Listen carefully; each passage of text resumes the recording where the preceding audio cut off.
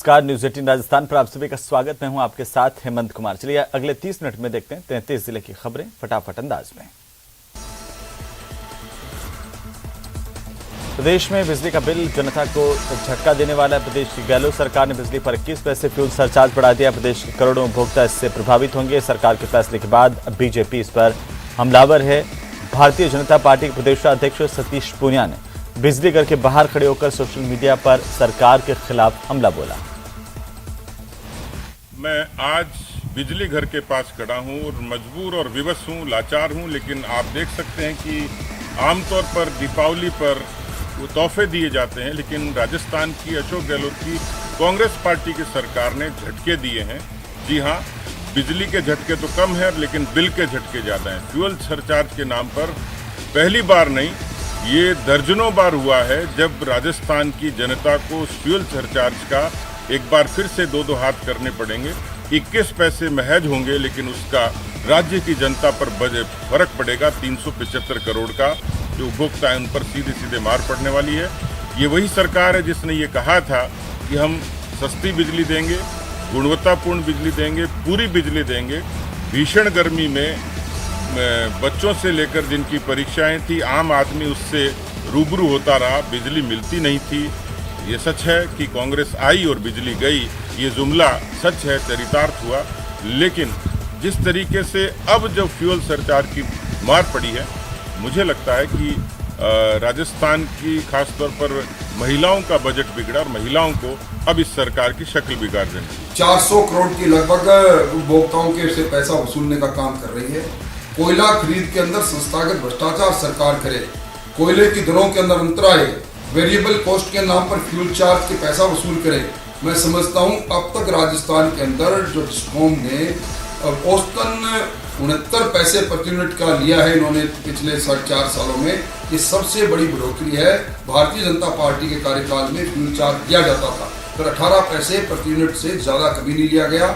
और आप अंतर देख रहे हैं, एक तरह से लगातार प्रति यूनिट बिजली की दरों को बढ़ाने का काम सरकार कर रही है। वहीं दूसरी ओर राजस्थान में अंधेरी नगरी और चौपट राजा है। राजा तो चौपट है ही, पर नगर के नगर अंधेरे में डूबे हुए हैं। तो वहीं राजस्थान सरकार ने प्रदेश के पुलिस के मुखिया के नाम का ऐलान कर दिया। साल 1989 बैच के IPS अधिकारी उमेश मिश्र प्रदेश के नए पुलिस महानिदेशक होंगे।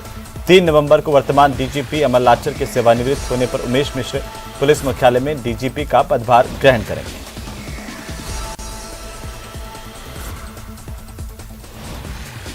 रीट भर्ती परीक्षा 2022 में लेवल 2 के 6000 पद घटाने का मामला शांत होने का नाम नहीं ले रहा।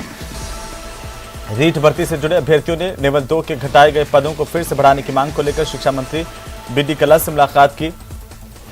शिक्षा मंत्री से मुलाकात कर अभ्यर्थियों ने इस बात का विरोध किया कि पूर्व में सरकार की ओर से बताए गए पदों में से 6000 पद आखिरकार क्यों कम किए गए। अभ्यर्थियों ने अपनी मांग के संदर्भ में शिक्षा मंत्री कल्ला को ज्ञापन भी सौंपा।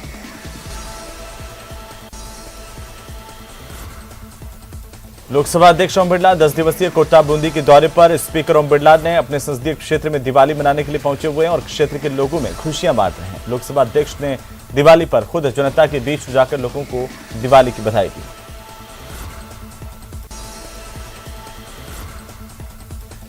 अजमेर में शिक्षक संघ सियाराम ने जिला कलेक्ट्रेट के सामने प्रदर्शन किया और सरकार ने संविदा कर्मियों को नियमित करने के जो आदेश जारी किए थे उन आदेशों की होली जलाई। शिक्षक संघ सियाराम की ओर से आदेशों में व्यावसायिक शिक्षा से जुड़े संविदा कर्मियों को इसमें शामिल नहीं किए जाने का विरोध किया है। आज हम राजस्थान शिक्षक संघ सियाराम के बैनर तले जितने भी व्यावसायिक शिक्षक हैं वो यहाँ पे आज सरकार के द्वारा जो भी आदेश निकाले हैं उनकी होली जलाएंगे। और सरकार ने जो पंचायत सहायक और अन्य संविदा कर्मियों की जो अभी आदेश निकाले हैं, ये मात्र एक छलावा है। इनमें किसी प्रकार का कोई इनको लाभ नहीं दिया गया है और व्यावसायिक शिक्षकों को इसमें सम्मिलित नहीं किया गया है। इसलिए हम आज सरकार के द्वारा जो आदेश जारी किए हैं उनकी हम प्रति जलाएंगे। दीपावली पर कार पर 1 लाख पटाखे लगाकर ब्लास्ट करने वाला एक नौजवान है जो चर्चा में है और अलवर जिले के बांसुर का रहने वाला ये लड़का IIT की पढ़ाई करने के बाद YouTube की ओर इसने रुख किया। इस वजह से मैंने सोचा कि यार इस समय पे YouTube जो है ना वो शायद एक ऐसी चीज़ है जो कि मैं स्टार्ट कर सकता हूँ। और यहाँ पर कोई पैसे की ज़रूरत नहीं है, अपने फ़ोन से वीडियो बनाई जा सकती है। तो मैंने उस तरीके से यूट्यूब स्टार्ट किया और छोटी छोटी वीडियो क्लिप्स पहले मैं बनाता था, जिसमें पहले तो मेरी आवाज़ भी नहीं होती थी। और जैसा अभी मैं कैमरा के सामने आपसे बात कर पा रहा हूँ, मैं पहले ऐसा बिल्कुल नहीं कर पाता था। मैं बहुत ही ज़्यादा इंट्रोवर्ट था, कोई भी चीज़ बोलने में मुझे बहुत ज़्यादा हिचक होती। पहले देखो ये होता था कि पहले मैं भी गवर्नमेंट जॉब्स की तरफ भागता था, ये सच है। तो फैमिली का प्रेशर भी होता था कि पढ़ लिख करके बड़ा होकर के जॉब करना है, गवर्नमेंट जॉब करना है ओबियसली। तो जब से मैं क्रेजी XYZ में जुड़ा हूँ, तब से मैंने सिर्फ एक ही चीज़ नोटिस करा है कि अपने पैशन को पहले नंबर पे रखें। पैशन होता है जिसमें आप काम करना चाहते हैं, जिसमें आपको मजा आता है, इंटरेस्ट आता है जो काम करने में, तो वही चीज़ ये हमारा चैनल करता है। अमित भाई कर रहे थे, हम लोग देखते थे पहले भी, तो हमें लगा कि हमारे अंदर भी वो चीज़ है और हमें भी करना चाहिए। लोगों को हम और चीज़ें दे सकते हैं और हमारे अंदर का जो पैशन था उसको भी कहीं ना कहीं एक मंच मिलेगा, लोगों को हम पहुंचा सकते हैं अपनी। मैं भी पहले ऐसे मतलब घर वाले कहते थे कि जॉब कर, रिलेटिव्स भी कहते थे जॉब कर। फिर मेरे को थोड़ा इंटरेस्ट था वीडियो एडिटिंग में और काफ़ी चीज़ों में, इस चीज़ में फील्ड में। तो मैंने अमित भाई से कांटेक्ट किया, तो अमित भाई ने बोला कि हाँ ठीक है, अगर तुझे कुछ बनना है, तुझे कुछ अच्छा करना है। ओंकार सेवा संस्थान बीकानेर की ओर से राजस्थान के 33 जिलों के लिए शुरू की गई सनातन धर्म यात्रा का 21वां पड़ाव डूंगरपुर में है और इसके तहत मुख्यालय पर महासभा की ओर से गांधी आश्रम स्थित राम रोटी भवन में 7 दिन की भागवत कथा होगी।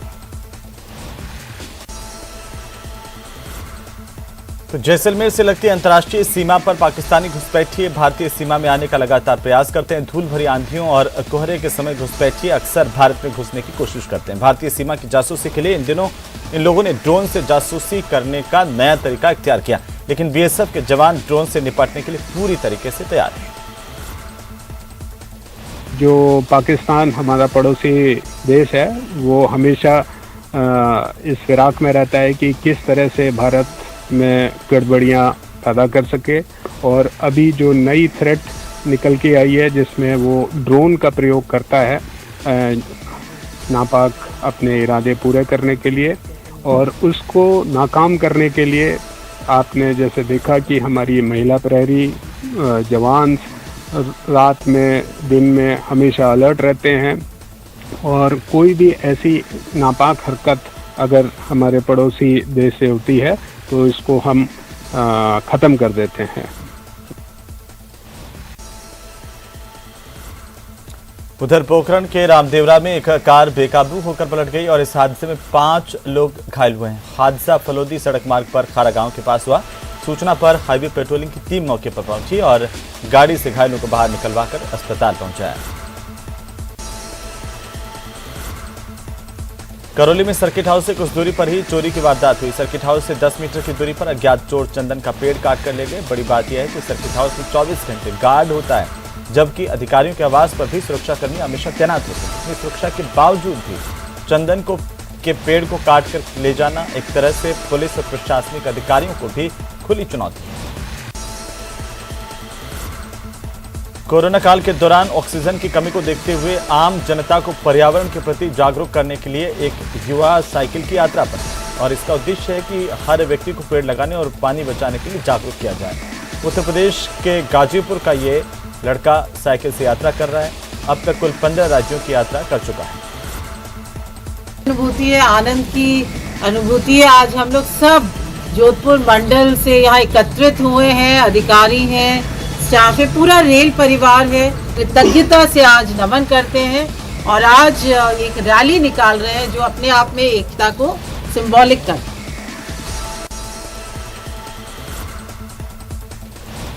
जोधपुर में लूणी काकानी रोड पर एक प्लाईवुड से भरे ट्रक में आग लगी और होटल के पास अज्ञात कारणों के चलते आग लगी। इसके बाद ट्रक चालक ने सूझबूझ दिखाई और ट्रक को तुरंत सड़क के किनारे खड़ा किया, खुद सुरक्षित बाहर निकला। कुछ देर बाद दमकल की 2 गाड़ियां मौके पर पहुंची, आग पर काबू पा लिया। और अब बात किसानों के प्रदर्शन की। फसल बीमा के 27 करोड़ रुपए का भुगतान करवाने की मांग को लेकर लूणी क्षेत्र के किसानों ने जिला कलेक्ट्रेट के बाहर जोरदार प्रदर्शन कर धरना देना शुरू किया। किसानों का आरोप है कि लूनी के 4 पटवार मंडल क्षेत्र के किसानों को फसल बीमा का भुगतान रोक दिया गया है, जबकि अन्य क्षेत्र के किसानों को यह भुगतान किया जा चुका है। बसों और अन्य वाहनों में सवार होकर बड़ी संख्या में किसान जोधपुर पहुंचे। उदयपुर के कोटड़ा में नायब तहसीलदार ने बड़ी कार्रवाई करते हुए देवला इलाके में मातृछाया सोनोग्राफी लैब को सीज कर दिया। दरअसल ये लैब आदिवासी महिलाओं की जान के साथ खिलवाड़ कर रही थी। निरीक्षण के दौरान लैब में रेडियोलॉजिस्ट नहीं मिला। लैब में पीसीपीएनडीटी एक्ट के नियम भी नहीं लिखे थे। वहीं मेडिकल स्टोर पर भी एक्सपायरी डेट की दवाइयां मिली। भरतपुर जिले के रुदावल थाना इलाके के गांव जरीला में आवारा गोवंश के हमले से किसान की दर्दनाक मौत हो गई। सूचना पर रुदावल थाना पुलिस ने मृतक के शव का आरबीएम अस्पताल में पोस्टमार्टम करवाया, परिजनों को सुपुर्द किया। सुबह कंट्रोल रूम से सूचना मिली कि गरगोली राम पुत्र कृपाराम जाति जासर निवासी जरीला की कोई आवारा जानवर के खेतों में कार्य करते समय मृत्यु हो गई है, जिसकी सूचना पर मैं आता है पोस्टमार्टम कार्रवाई जारी है। झुंझुनू कलेक्ट्रेट पर अखिल भारतीय किसान सभा के प्रदेशव्यापी आह्वान पर किसानों की ओर से 7 सूत्रीय मांगों को लेकर प्रदर्शन करते हुए धरना दिया गया। अखिल भारतीय किसान सभा के जिला महामंत्री मदन लाल यादव के मुताबिक 7 सूत्रीय मांगों में बाजरे की एमएसपी पर खरीद, रबी की फसल के लिए किसानों को पर्याप्त बिजली समेत अन्य कई मांगे रखी गई। कलेक्ट्रेट पर प्रदर्शन करते हुए जिला कलेक्टर लक्ष्मण सिंह कुड़ी को मुख्यमंत्री के नाम ज्ञापन दिया गया। पत्र को स्वीकार कराने के लिए, इनके मनवाने के लिए धरना दिया जा रहा है। नंबर 1, बाजरे का समर्थन मूल्य 2350 रुपये, उसके खरीद सरकार ने दाना भी नहीं की है, जबकि राजस्थान में पूरे भारत का 45% बाजरा पैदा होता है, उसको तत्काल शुरू की जाए। और इसके साथ ही बिजली 5 घंटे दी जा रही है, वो भी वोल्टेज सही नहीं है, कभी आती है कभी चली जाती है, इसलिए वो बिना किसी वादा के 7 घंटे किसान को जैसा वादा किया था दी जाए। और कांग्रेस सरकार ने वादा किया था 1, 2, 3, 4, 10 सभी किसानों का संपूर्ण कर्जा माफ का, तो संपूर्ण कर्जा माफ किया जाए। कलेक्ट्रेट सभागार में जिला कलेक्टर लक्ष्मण सिंह कुड़ी की अध्यक्षता में सतर्कता समिति की बैठक का आयोजन किया गया। बैठक में झुंझुनू सांसद नरेंद्र कुमार ने भी हिस्सा लिया। सतर्कता समिति की बैठक में जिला स्तरीय अधिकारियों समेत उपखंड स्तर के अधिकारियों ने वीडियो कॉन्फ्रेंसिंग के जरिए हिस्सा लिया। बैठक में जिला कलेक्टर, सांसद ने जनसुनवाई की और आम लोगों की समस्याओं का मौके पर ही निस्तारण किया। जिला सतर्कता समिति बनी हुई है, उसकी जो है बैठक थी, उसमें जितने भी प्रकरण हमारे पूर्व के दर्ज हैं उनकी समीक्षा एक एक करके की गई थी और परिवादियों को सुना गया था। तो इसमें कुछ प्रकरण, करीब 5-6 प्रकरण ड्रॉप हुए हैं और बाकी में जो है अधिकारियों को, विभागों को नए निर्देश दिए गए और अगली बैठक में नई जो है उनसे नवीनतम रिपोर्ट के साथ कहा है कि आप नवीनतम रिपोर्ट प्रेषित करें ताकि अगली बैठक के समय इनकी समीक्षा की जा सके। और खबरों में फिलहाल रुकेंगे एक छोटे से ब्रेक के लिए, जल्द लौटेंगे।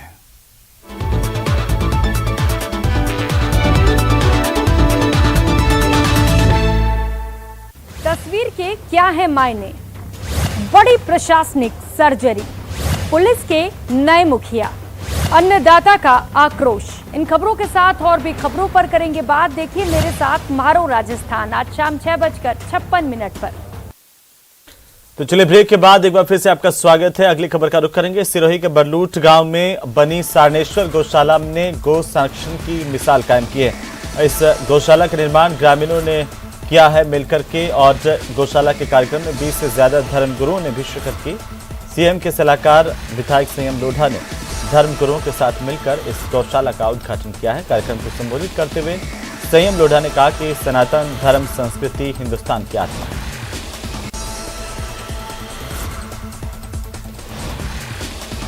श्रीगंगानगर के डिस्ट्रिक्ट स्पेशल टीम और रायसिंह नगर पुलिस ने पशु आहार की आड़ में अवैध शराब की तस्करी करते एक ट्रक को पकड़ा। डीएसटी और रायसिंह नगर पुलिस ने ट्रक से 1150 पेटी अवैध शराब की जब्त की है। साथ ही ट्रक चालक को भी गिरफ्तार किया। फिलहाल डीएसटी और रायसिंह नगर पुलिस की ओर से पूरे मामले की कार्रवाई जारी है। टोंक जिले की निवाई पुलिस ने अंतर्राज्यीय चोर गिरोह का खुलासा किया। आरोपियों को गिरफ्तार कर 5 दिन पहले हुई चोरी का खुलासा किया। पुलिस ने दोनों आरोपियों से एक कार बरामद की और चोरी के आभूषण भी बरामद किए हैं। वहाँ से रात को कोई अज्ञात बदमाश उस चोरी ताला तोड़कर चोरी किए, जिसमें से चांदी की पायजेब और चांदी की अंगूठियाँ, चांदी के रिंग और चांदी की चैन वगैरह चुरा कर ले गए। इस पर मैंने श्री नारसिंह सब इंस्पेक्टर के नेतृत्व में 4-5 मुलाजमानों की एक टीम गठित की, जिनको शहर में बढ़ती हुई चोरी की वारदात खोलने का जिम्मा दिया गया। इस पर इन्होंने तलाश करके आज 2 आरोपी पकड़े हैं, जो जुगर सिंह और पारदया। ये पारदी हैं और MP में धार जिले के रहने वाले हैं। ये व्हीकल लेके आते हैं और आसपास के इलाकों में चोरी करके चले जाते हैं।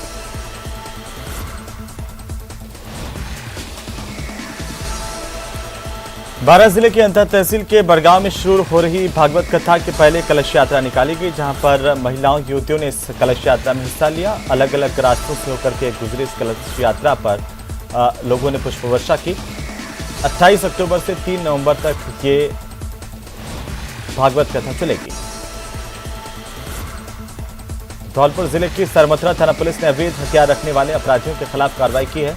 वारदात करने की फिराक में घूम रहे आरोपी को एक अवैध देसी कट्टा और एक जिंदा कारतूस 315 बोर लेकर घूमते गिरफ्तार किया गया। आरोपी के खिलाफ आर्म्स एक्ट में मुकदमा दर्ज किया गया है।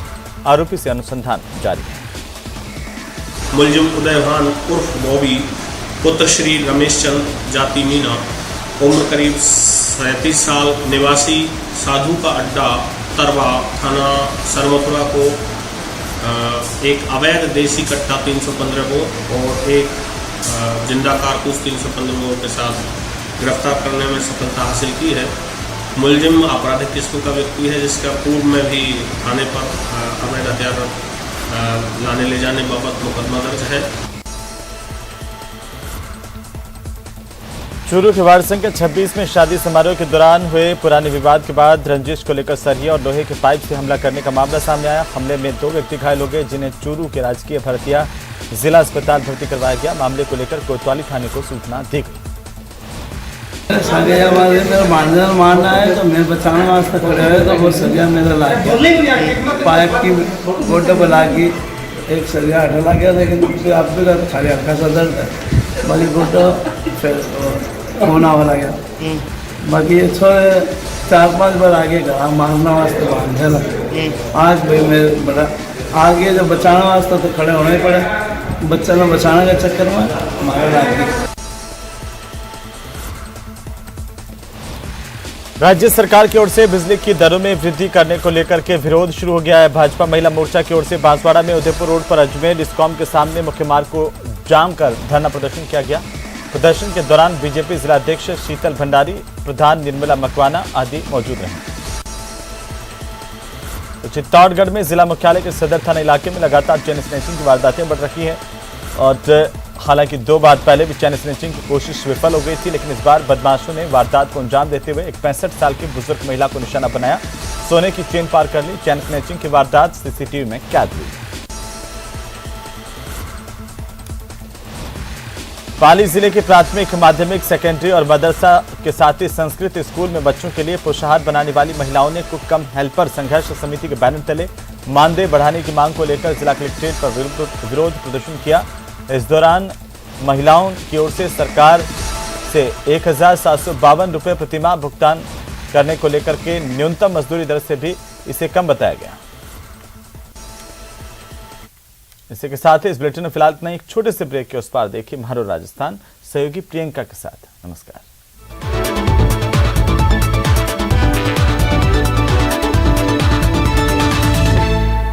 तस्वीर के क्या है मायने।